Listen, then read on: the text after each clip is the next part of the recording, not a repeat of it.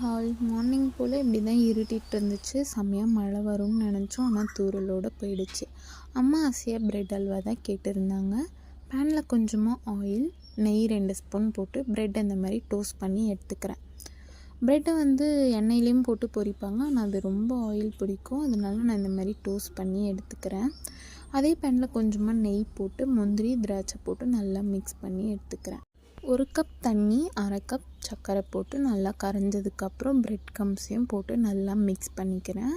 Bread crumbs போட்ட பிறகு நம்மளுக்கு இந்த மாதிரி கட்டியாக வந்துடும். அது கூடயே நீங்கள் 2 ஸ்பூன் நெய் ஆட் பண்ணி நல்லா மிக்ஸ் பண்ணிக்கோங்க.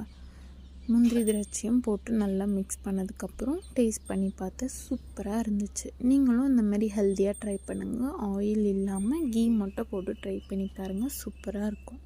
அம்மா சாப்பிட்டுட்டு சூப்பராக இருந்துச்சுன்னு சொன்னாங்க. பாய்.